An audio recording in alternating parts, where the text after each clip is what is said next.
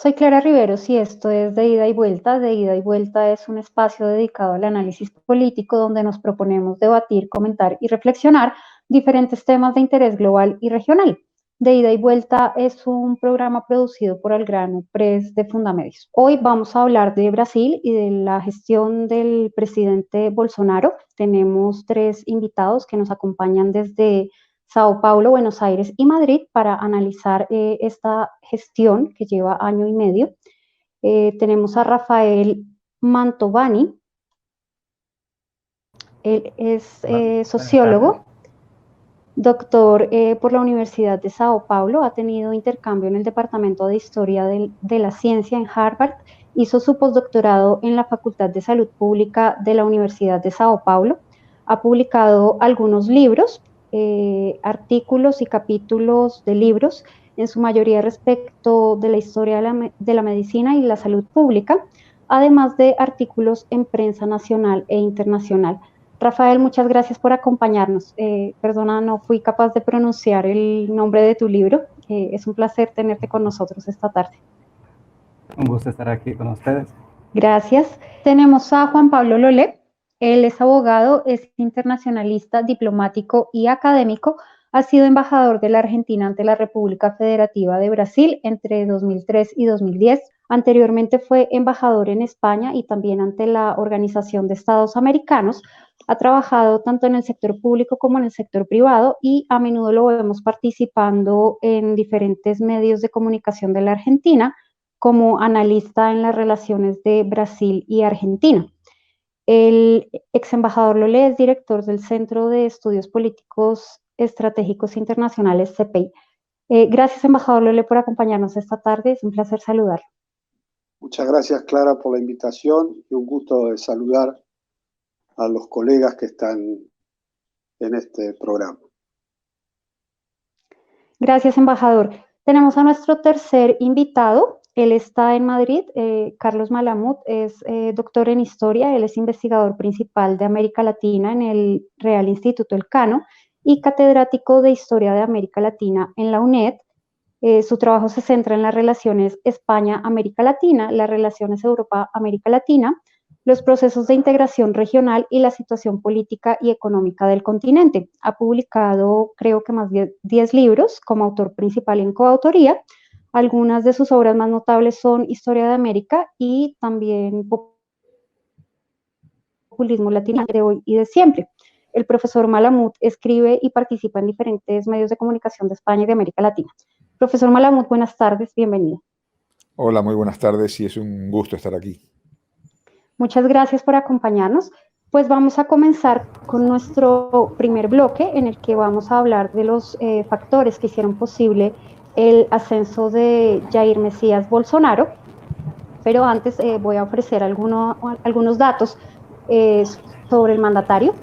El candidato presidencial ubicado en la extrema derecha, Mesías Bolsonaro, fue declarado ganador de las elecciones presidenciales en la segunda vuelta electoral que tuvo lugar el 28 de octubre de 2018.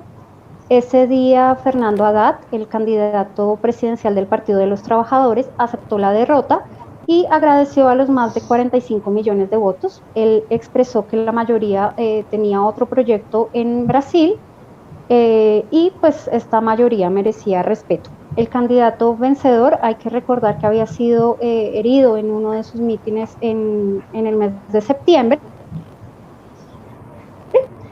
Él estuvo cargando contra los medios de comunicación, los partidos políticos y utilizó ampliamente las redes sociales, especialmente Facebook, para tener un contacto de alguna manera más directo con sus seguidores. El presidente Bolsonaro fue elegido con 57,8 millones de votos en un país con más de 200 millones de habitantes, que es la octava economía del mundo. Él tenía al momento de la elección 63 años. El presidente es ex capitán del ejército.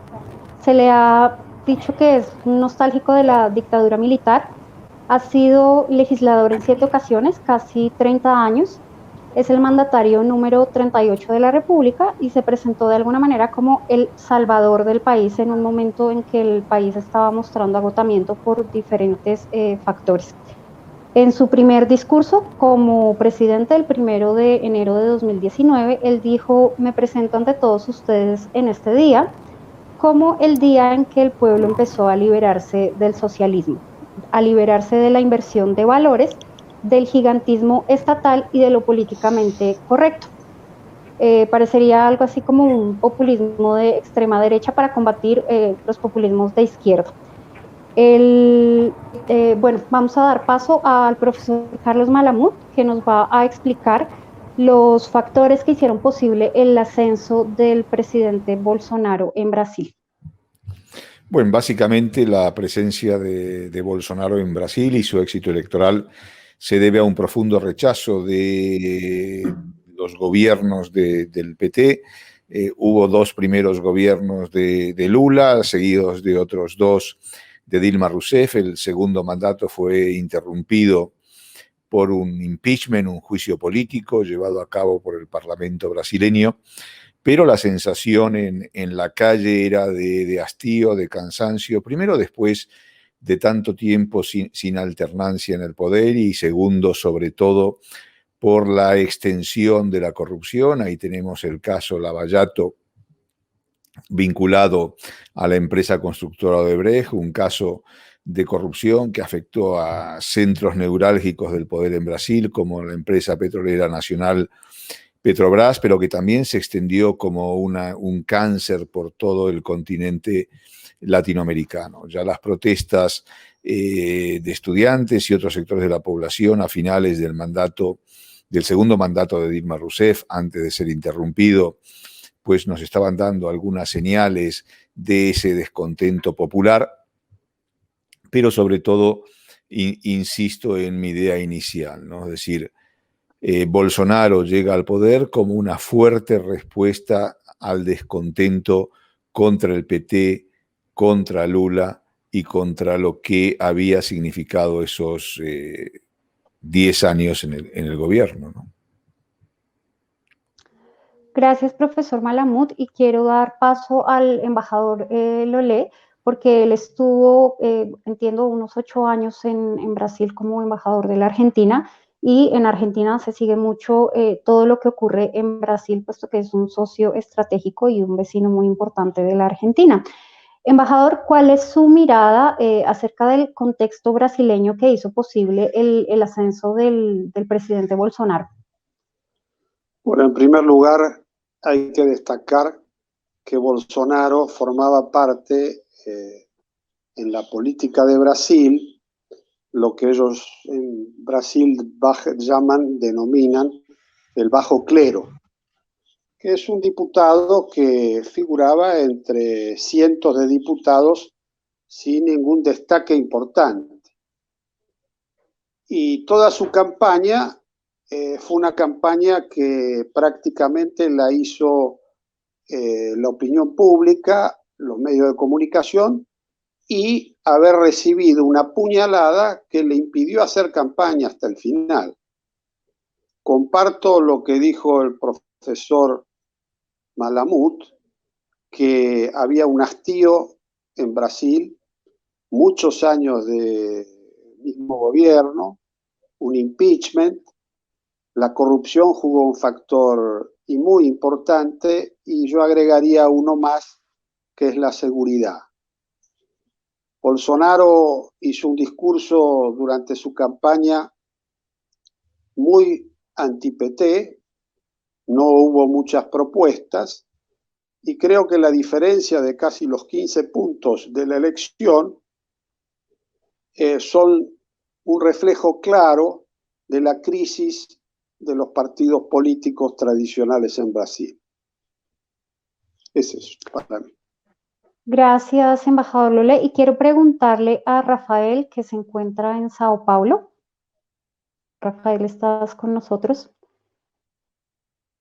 Rafael, quisiera preguntarte, tú estás en Sao Paulo, ¿cómo vivió y cómo viste todo este periodo de contienda electoral? ¿Cómo se vivía en Brasil esta coyuntura que concluye con la victoria del presidente Bolsonaro? Bueno, Bueno, es bastante compleja la elección de 2018, porque empieza, la verdad, con el impedimento de Lula en 2017, porque lideraba las intenciones de voto de 2017. Bueno, a mí no me gustaría hacer que el nivel bajara acá, pero el nivel de las elecciones fue bajo. Las fake news tuvieron un papel decisivo acá.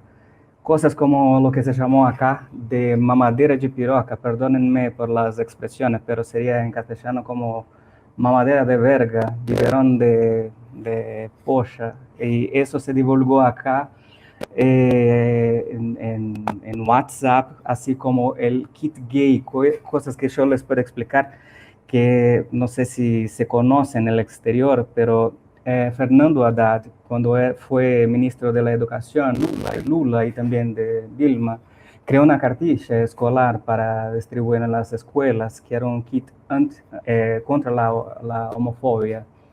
Y los conservadores la bautizaron como kit gay, o sea, sería algo sería algo que enseñaría a los niños a que se tornaran homosexuales. Eso era lo que decían los conservadores.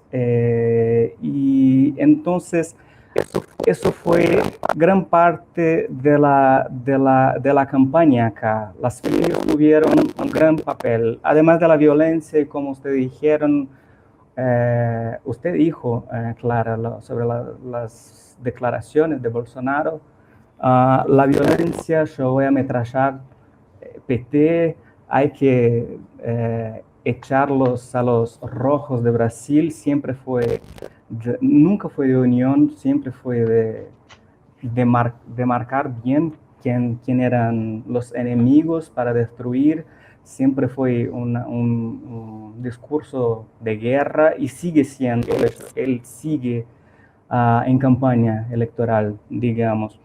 Y eso fue tan fuerte que hoy sigue en Brasil, estamos en 2020, se habla de una posibilidad de impeachment de Bolsonaro, pero no solamente. También hay la posibilidad, por ejemplo, de una interdicción de la fórmula por parte de la justicia electoral, de la fórmula de Bolsonaro y por estas fake news que fueron disparos masivos de WhatsApp.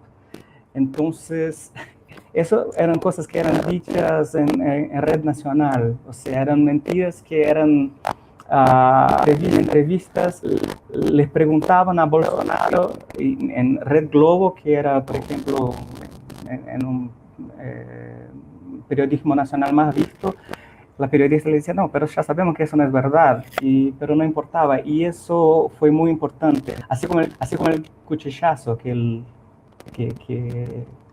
fue víctima, digamos, porque eso fue la excusa para que él no participara de debates. Entonces, hubo una victimización de su parte. La izquierda intentó matar. Entonces, fue quizás la elección más bizarra que hubo en Brasil hasta hoy. Gracias, Rafael.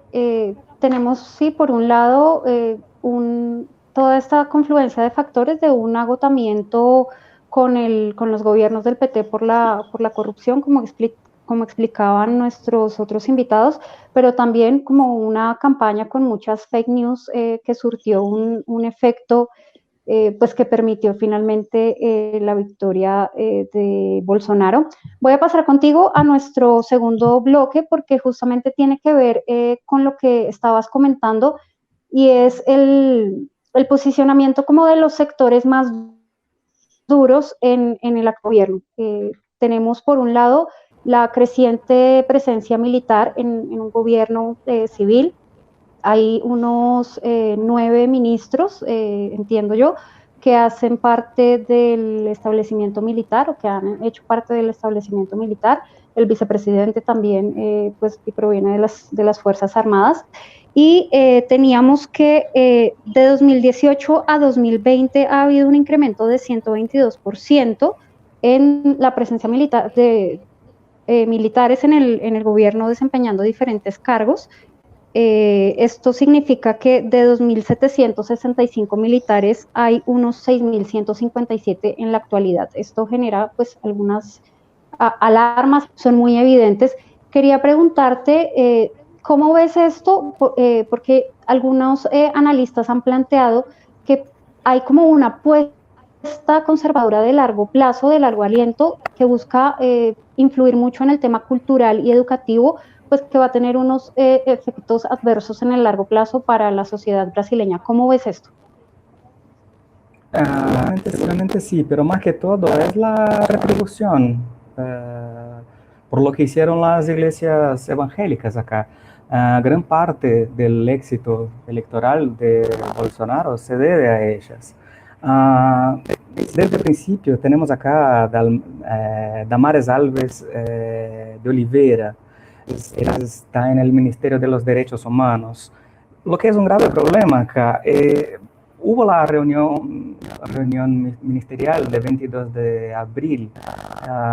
Esto fue un escándalo mundial. Quizás ustedes hayan visto lo que hubo. Se parece a una reunión de psicóticos ebrios. No se entiende casi lo que están diciendo. Hablan sobre muchas cosas, sobre la amenaza comunista internacional, sobre el problema que el judiciario tiene, pero es importante que el ministro de la Educación y Damares, más que todo, están hablando sobre el problema de las políticas públicas, están hablando sobre los derechos de las minorías, digamos, que a veces no son minorías en Brasil, a veces los derechos de los negros en Brasil no es una minoría en Brasil.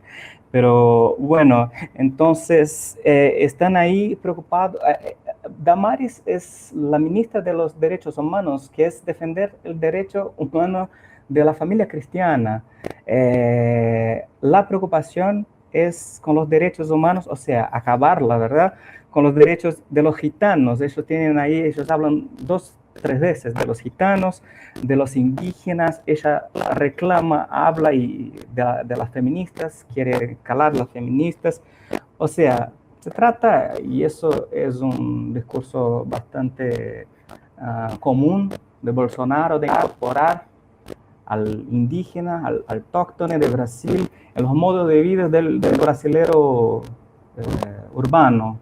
Entonces, para Damares, para una persona que está en el Ministerio, por ejemplo, de Derechos Humanos, se trata de defender el derecho humano de cualquier humano que esté en Brasil, de ser como una persona que va a tener una familia cristiana y vivir de acuerdo con la Biblia, digamos.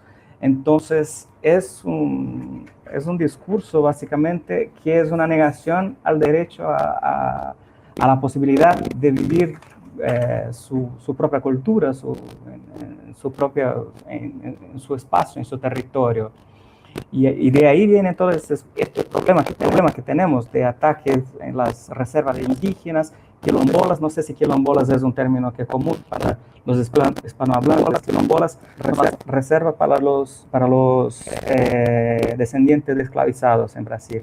Entonces, las reservas indígenas, las reservas de esclavizados son todo el tiempo en Brasil están siendo atacados, por lo menos verbalmente, y siempre seguimos recibiendo noticias de que están siendo realmente atacados por gente interesada en su territorio. Gracias, Rafael. Y vamos a pasar con el profesor Malamud para que nos comente cómo ve la creciente militarización del gobierno, así como la presencia del elemento religioso en la gestión del presidente Bolsonaro.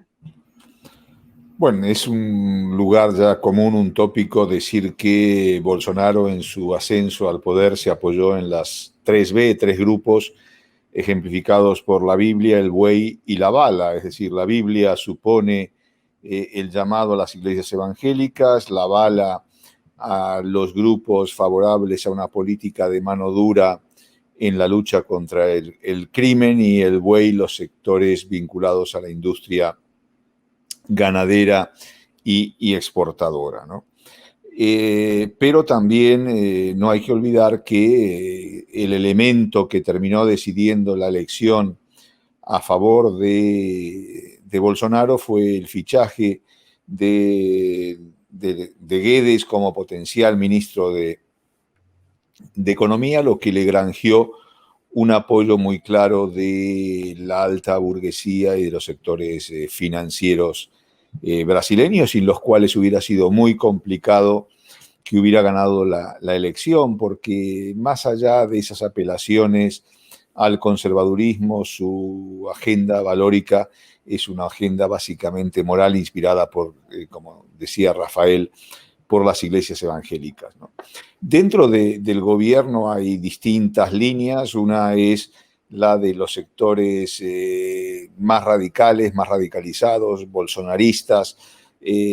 Hablaba Rafael de la ministra de Derechos Humanos. También hay que contar la familia, los hijos del propio Bolsonaro y el ministro de Relaciones Exteriores, Araújo, ¿no? En un primer momento también se contó con el apoyo de Olavo de Carvalho, un pseudofilósofo que pulula y que instiga a la gente desde Estados Unidos.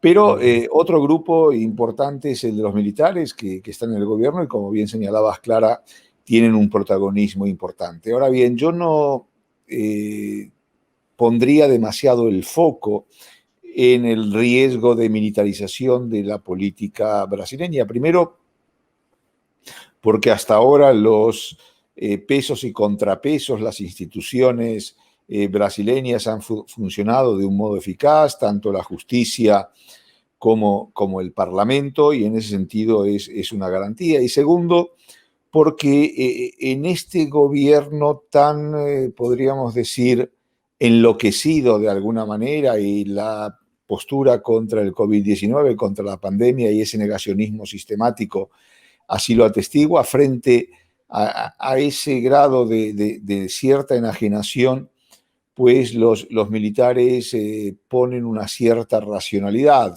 insisto en lo de cierta racionalidad, pero que de alguna manera funcionan como una especie de cable a tierra que tiende a mantener la política dentro de campos relativamente previsibles en medio de lo imprevisible que es la presencia de un COVID populista como Bolsonaro al frente del gobierno de su país. Muchas gracias, Carlos. Y vamos a dar paso al embajador Lolé porque quiero preguntarle en la línea de lo que Carlos analizaba, si él considera que las instituciones brasileras son lo suficientemente sólidas para evitar cualquier deriva autoritaria, eventual deriva autoritaria del presidente Bolsonaro. Puede ser que él hable mucho y hable de más y diga cosas muy fuertes, pero hay unas instituciones lo suficiente para tener los eventuales excesos del Poder Ejecutivo en Brasil, embajador. Bueno, lo cierto es que yo creo que las instituciones en Brasil probablemente funcionan mejor que lo que se ve de afuera, en el sentido siguiente: el Poder Judicial funciona, el Poder Legislativo funciona, lo cual genera cierto equilibrio en el poder.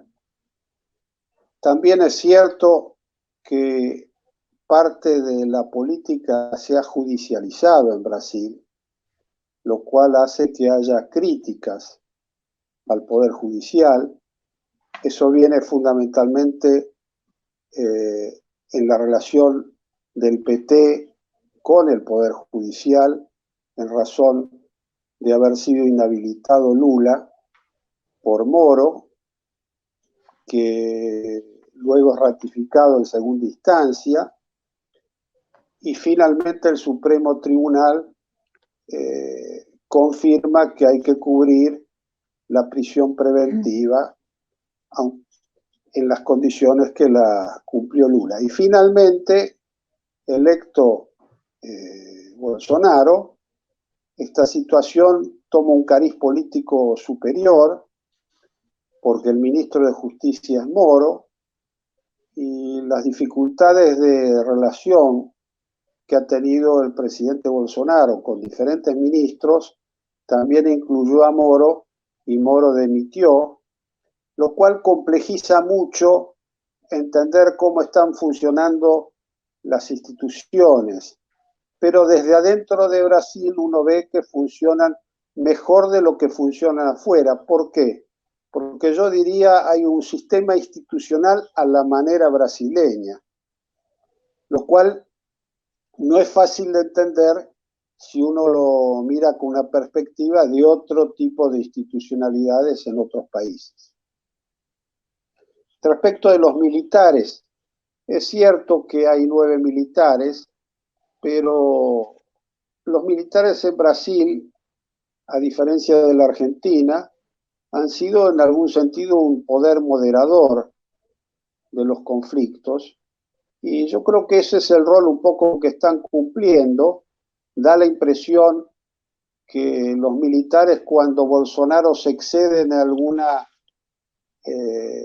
actitud o alguna declaración, los militares son los que equilibran en muchos casos ese pensamiento. Después hay otra cuestión institucional que sí creo que es importante, es la política exterior, donde hay un giro institucional y político muy importante en Brasil. Y esto también vale la pena destacarlo, porque Brasil, después de todo su periodo democrático, dejó esa suerte de no alineamiento automático con los Estados Unidos. Perdón, durante el periodo democrático lo manejaba y Bolsonaro lo ratifica hoy.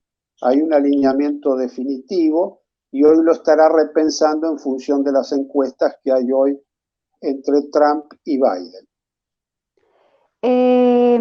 Embajador, me voy a quedar con usted para seguir hablando de la política exterior y de cómo se la percibe en los países vecinos, particularmente en la Argentina. ¿Qué mirada hay en la Argentina respecto a la política exterior brasileña? Bueno, mire, es interesante la pregunta como me la hace usted, porque yo la veo como diplomático argentino, pero también la puedo mirar como brasilero, puedo hacer las dos cosas, es un play role. Pero le voy a decir lo siguiente, nunca las relaciones desde que se creó el Mercosur estuvieron tan debilitadas. Esto por razones políticas, pero también por razones personales. De Bolsonaro con Fernández nunca se conocieron, probablemente ninguno de los dos tenga mucho interés en conocer al otro, y de hecho cuando ha habido reuniones de Mercosur y demás, pareciera que es casualidad, pero se evitan. Yo diría que pasamos por un momento complejo de las relaciones, como nunca antes. Yo me he dedicado mucho a las relaciones con Argentina y Brasil, no solo desde el campo diplomático, sino también desde el campo político y académico, y creo que hay un déficit de ambos lados. Esto se debe a la circunstancia política también de la Argentina, que para el gobierno argentino entenderse bien con Brasil es entenderse con el PT. Y para el gobierno de Bolsonaro, entenderse con la Argentina tendría que ser un gobierno que pensara más como Macri que como Fernández. Lo cual esto cambia la esencia de lo que fue la política exterior de los dos países desde el año 91 en adelante, que se trataban los países como socios estratégicos y más allá de quién gobernaba, había una relación fructífera y de crecimiento independientemente de no haber simetrías políticas o ideológicas. Y esto es lo que ocurre hoy entre Argentina y Brasil, lo cual complejiza la relación también porque Argentina termina en un sentido mucho más encerrada en sí misma y teniendo otros socios como son Uruguay y Paraguay que han tomado una posición de cierta vinculación preferencial, diría yo, con Brasil. Embajador, gracias, y voy a pasar con Carlos Malamud para preguntarle cuál es su análisis de la actual política brasileña y de cuáles considera que han sido los aciertos, si los ha tenido el presidente Bolsonaro, y cuáles serían como los mayores desaciertos en términos de su política exterior. Bueno, la política exterior ha estado muy condicionada por el discurso electoral. Cuando llega Bolsonaro se encuentra con una serie de cuestiones que quieren reformar, como por ejemplo el traslado de la embajada de Brasil en Israel de Tel Aviv a Jerusalén, lo que le cuesta un conflicto con los exportadores de carne y la necesidad de de rectificar. También un conflicto con China por su visita durante la campaña electoral a Taiwán, lo que les lleva a los chinos a decirle, bueno, mire señor, usted si quiere seguir haciendo negocios con nosotros, tiene que elegir, hay determinadas líneas rojas que no se pueden traspasar, y esto lo lleva también otra vez a Bolsonaro a rectificar. Y finalmente el tema que ya se había planteado del alineamiento prácticamente unilateral con Trump, ¿no? Es decir, Trump se erige en una especie de modelo de Bolsonaro, y en ese sentido el nombramiento de Araújo como ministro de Exteriores, un diplomático que no había ostentado hasta entonces ninguna embajada y era visto con un cierto recelo en Itamaraty, pues va a provocar algunas quejas, ¿no? Es decir, por un lado nos encontramos entonces con una aproximación muy ideologizada a la política exterior, un rechazo del multilateralismo, una denuncia de aquellas instancias que denuncia también el propio Trump, como la Organización Mundial de Comercio, o una vez iniciada la pandemia, de la Organización Mundial de la Salud, es decir, en definitiva, del multilateralismo. Una denuncia de lo que llaman tanto Bolsonaro como Araújo, como inclusive Olavo de Carvalho, el globalismo, es decir, una especie de conjura o de conspiración marxista para beneficiarse del mundo globalizado, y por lo tanto un rechazo de esa globalización. Ahora, paradójicamente también lo que vemos es que más allá del relato, más allá de lo simbólico, hay algunos puntos de contagio, de contacto con lo que fue la política exterior de los 4 gobiernos del PT, los 2 de Lula y los 2 de Dilma Rousseff, como pueden ser, por ejemplo, no asumir el liderazgo regional y ese enfrentamiento con México que se mantiene. En segundo lugar, la revalorización de la soberanía nacional. Ellos siguen insistiendo que el Estado-nación es el centro de la presencia de Brasil en el mundo, más allá de lo que pueda suponer el enfrentamiento global y geopolítico entre China y Estados Unidos, y su insistencia también en seguir hablando de América del Sur en lugar de América Latina, lo cual implica, por un lado, la exclusión de México, y en ese sentido hay que ver el papel de Brasil, por un lado, en su momento, cuando se creó el UNASUR, y ya con la llegada de Bolsonaro en la creación de Prosur, ese nucleamiento de países impulsados por el presidente Duque de Colombia y el presidente Piñera de Chile. Pero en definitiva, lo que vemos es que, al igual que en México, y esto es paradójico, la política exterior está puesta sobre todo al servicio de la política interior. Así es, Carlos. ¿Has visto que en la prensa le han llamado a Bolsonaro el Donald Trump tropical, ¿no? Justamente por su alineamiento con la Casa Blanca, y más que con la Casa Blanca, con el presidente de los Estados Unidos. Y él hacía una valoración bastante positiva al terminar su primer año de gobierno. Él dijo que ahora las relaciones internacionales de Brasil estaban libres de un sesgo ideológico. ¿Tú crees que eso ha sido así? Bueno, desde la perspectiva del gobierno Bolsonaro, cualquier cosa que se aleje de la doctrina oficial implica un cierto sesgo ideológico, inclusive al multilateralismo, como cualquier ismo, dicen, es también un problema ideológico. Entonces, si partimos de la base de que el multilateralismo es una toma de partido ideológico en relación al mundo actual, pues lo que se ve es que lo que hay es un intento, a partir de la construcción de un relato, en buena medida copiado miméticamente del discurso de Donald Trump, pues de enfrentarse precisamente a ese multilateralismo, a evitar tener una política independiente a la hora de insertar a Brasil en el mundo globalizado, y lo cual lleva también, por ejemplo, a ese debilitamiento del Mercosur, del cual hablaba antes el embajador Lolé, ¿no? Es decir, ahí lo que vemos es que el enfrentamiento absurdo entre Brasil y Argentina, que deberían ser socios importantes más allá de las diferencias políticas o ideológicas, lo que ha hecho es reproducir la ideologización de muchas de las instancias de integración latinoamericanas en el momento actual, y sobre todo la añoranza por Bolsonaro de una parte y por Fernández de la otra, de un pasado que no va a volver, ¿no? Es decir, Bolsonaro añora la presencia de Macri, le hubiera gustado que Macri ganara las elecciones, pero Fernández al mismo tiempo añora ese pasado ideal en el cual estaban los Chávez, los Correa, los Morales al frente de sus respectivos gobiernos, con los cuales teóricamente era más fácil entenderse, pero el problema aquí es que a la hora de apostar por la integración o a la hora de desarrollar política internacional,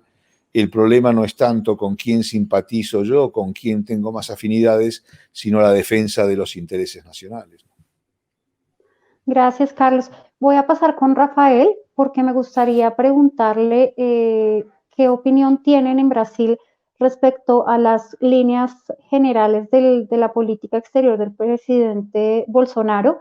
Él, bueno, ya lo decía mucho a la política de Donald Trump, pero también ha tenido unas salidas muy desafortunadas. Él insultó hace algún tiempo a Michelle Bachelet, incluso tuvo algún cruce con el presidente Macron, su manejo del tema de la Amazonía ha generado como ciertas reticencias en la relación con Europa. ¿Cómo se percibe? Incluso hace algunas semanas hubo un grupo de ex cancilleres brasileños que dijeron el presidente está pasando por encima de la Constitución en el manejo de su política exterior. ¿Cómo se percibe en Brasil el manejo de la política exterior y las líneas que ha tomado como directrices de su política exterior este gobierno? Bueno, en todos los ámbitos está pasando para arriba de la Constitución. Pero bueno, al respecto de la política exterior, como ya dijeron, es la sumisión completa a los Estados Unidos.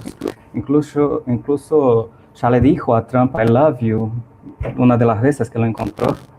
Y Trump, sádico, como es, quizás como Bolsonaro, o sea, quizás no le gusta quien lo adula demasiado, comentó la política de Bolsonaro sobre el coronavirus, usando Brasil como un mal ejemplo.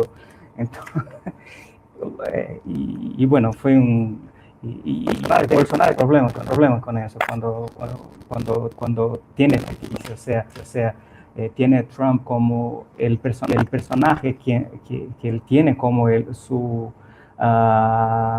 como quien se... tiene ¿Quién como le inspira? Que le inspira y en un momento lo ataca. Entonces, tiene algunos problemas acá para explicarse, incluso para su base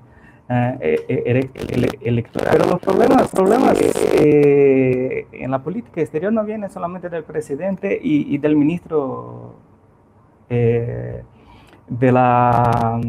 las relaciones exteriores. A veces el hijo del Bolsonaro hace un comentario sobre China, así como el exministro de la Educación hace un post racista y con un contenido bastante teoría de la conspiración sobre los chinos, y incluso Carlos habló sobre eso, lo que causa un grave problema diplomático con China. China dice, no vamos a comprar más la soja de ustedes.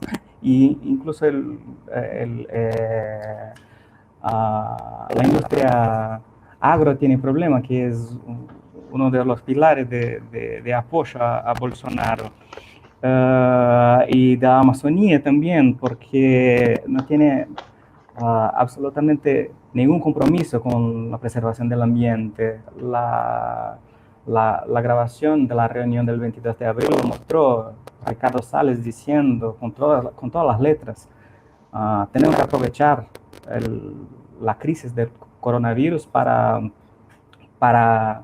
mejorar la acción y dejar los bueyes que pasen. Más o menos eso es lo que dijo acá, traduciendo en castellano, más o menos lo que dijo en portugués, que era, vamos a poner abajo la floresta para que tenga a veces el agronegocio. Y con eso, para Brasil.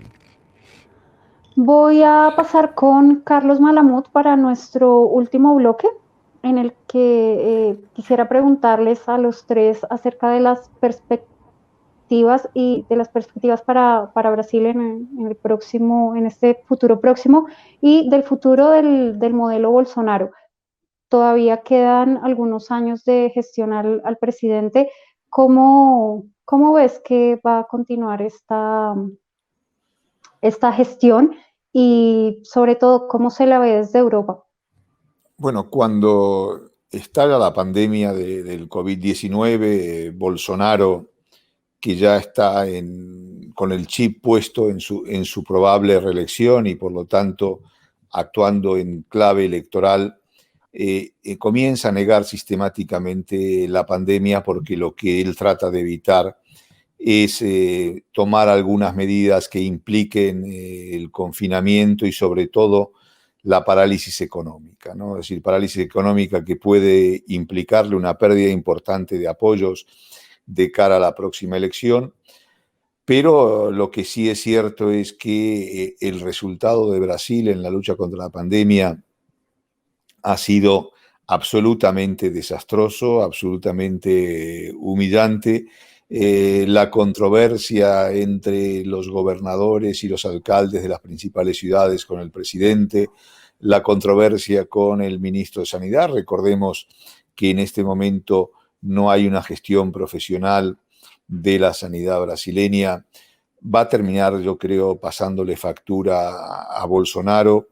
Dudo mucho que en las condiciones actuales Bolsonaro pueda ser reelecto, sobre todo si los principales partidos logran reorganizarse y sentar las bases de presentar un candidato relativamente potable y que sea capaz de unir las posiciones de diferentes grupos y por lo tanto convertirse en una alternativa viable. Es decir, yo no creo que haya algo parecido a un modelo Bolsonaro, es un sinnúmero de iniciativas disparatadas, una más disparatada que la otra, y por lo tanto a partir de aquí yo creo que Bolsonaro puede ser presidente de un solo mandato y esto evidentemente va a condicionar su futuro.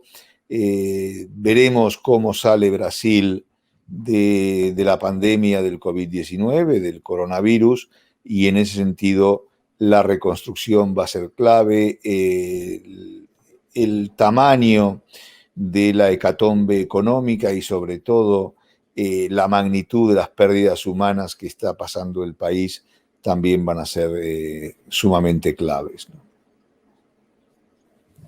O sea que si no hay un modelo Bolsonaro, lo cual sería algo bastante positivo, estas ideas disparatadas y estos discursos tan altisonantes terminan con Bolsonaro en 2022.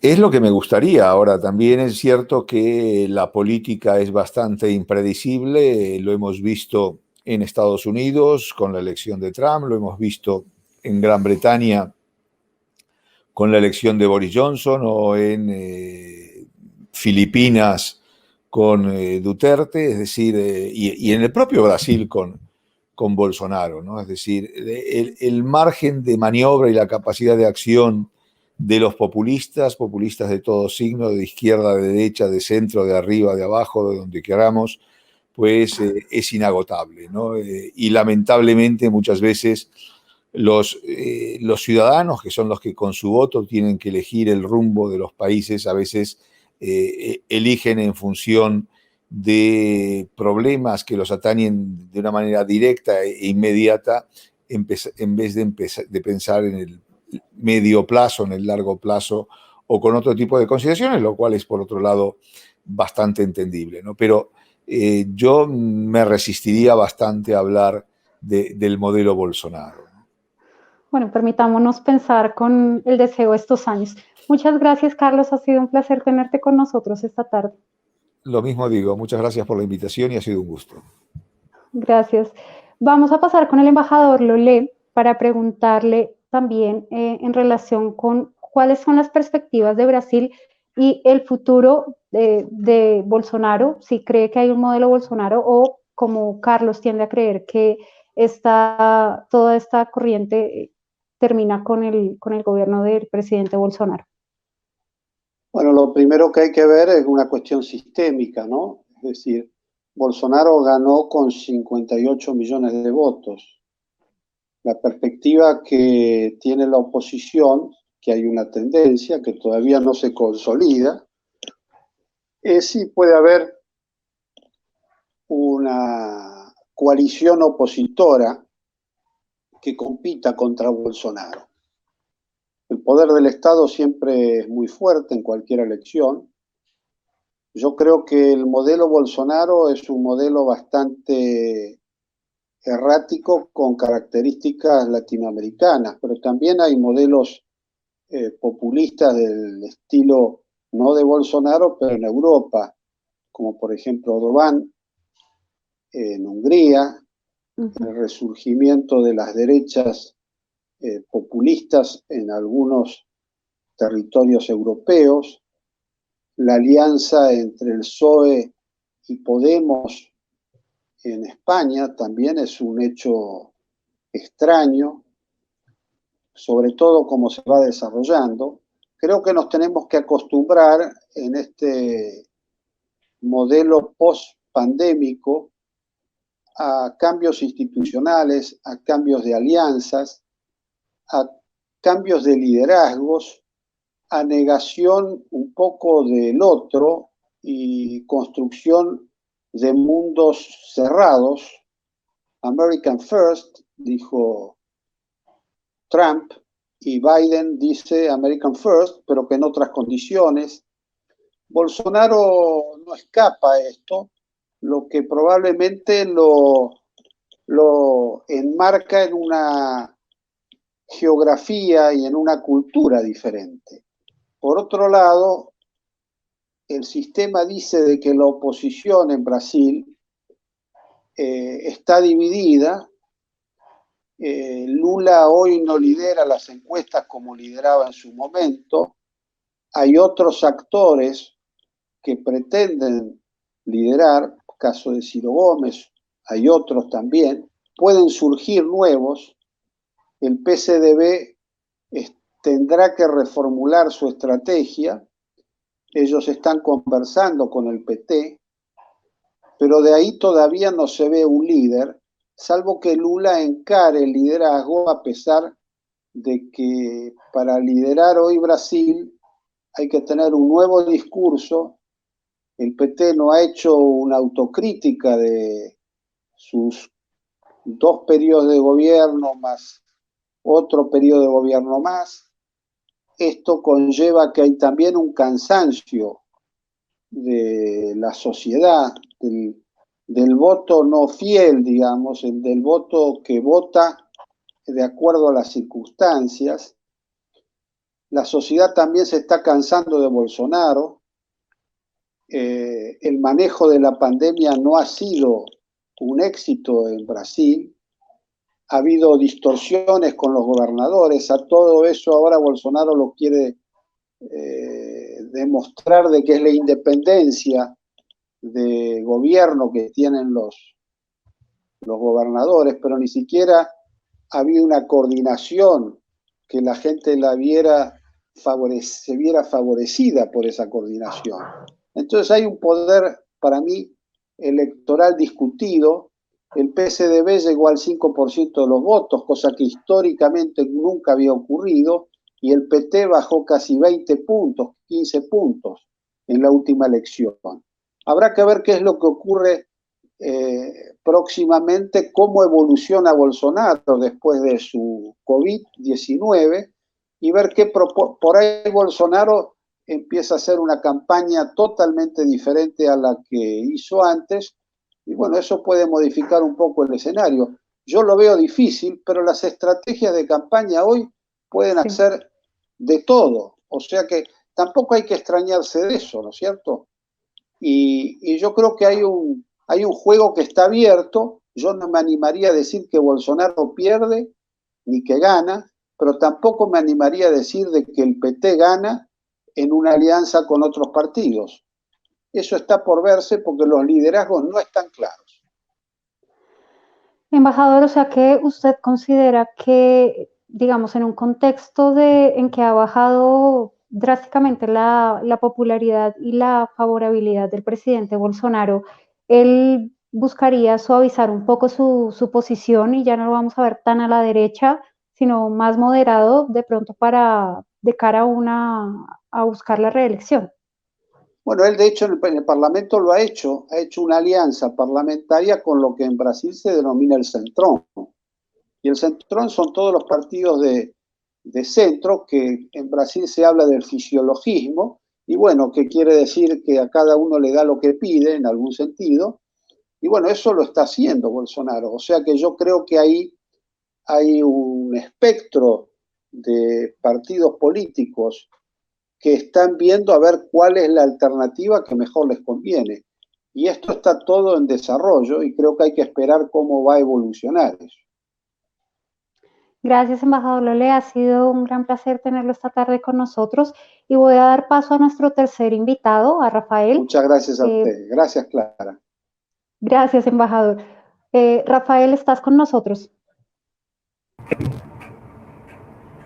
Hola. Sí, quiero preguntarte para terminar contigo el programa hoy.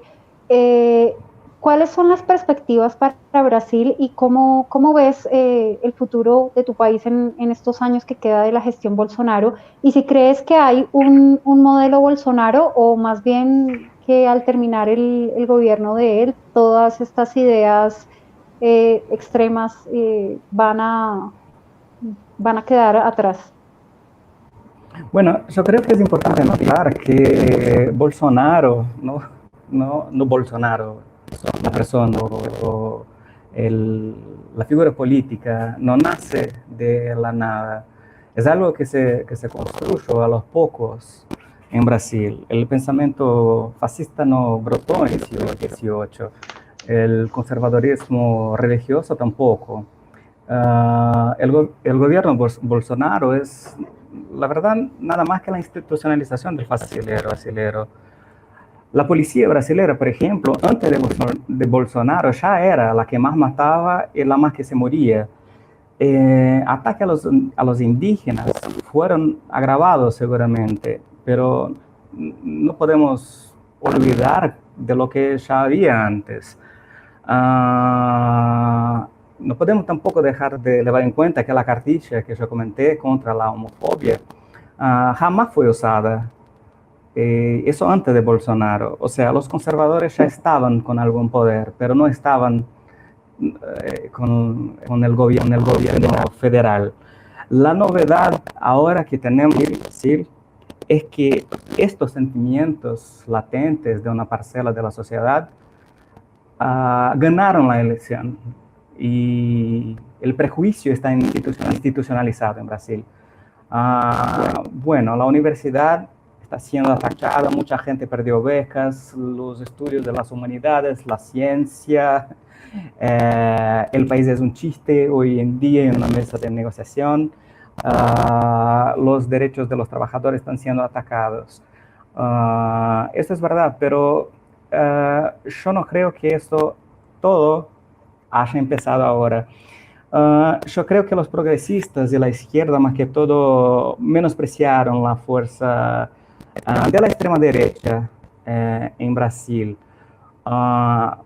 Antes, estas cosas que yo nombré eran problemas de las periferias, de la gente pobre, de las misiones, problemas específicos de derechos humanos, acá, allá, incluso que PT enfrentó.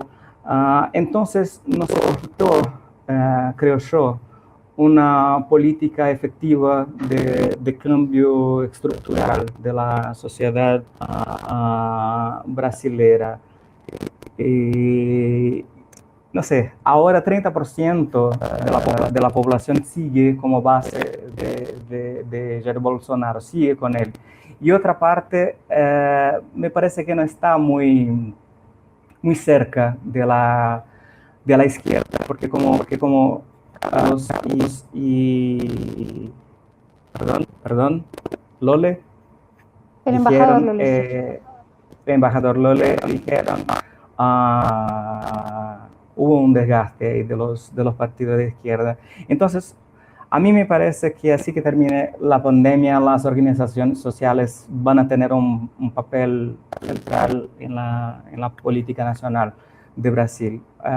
Yo creo que los partidos de izquierda no están consiguiendo crecer como Uruguay consiguió. Y yo creo que para 2022 no va a ser posible, porque como ellos mismos dijeron, todos eso, no, hasta 22 no va a ser posible construir esta frente. Entonces, yo creo que la cuestión va más para allá de la cuestión electoral, va a ser una cuestión de luchas por derechos que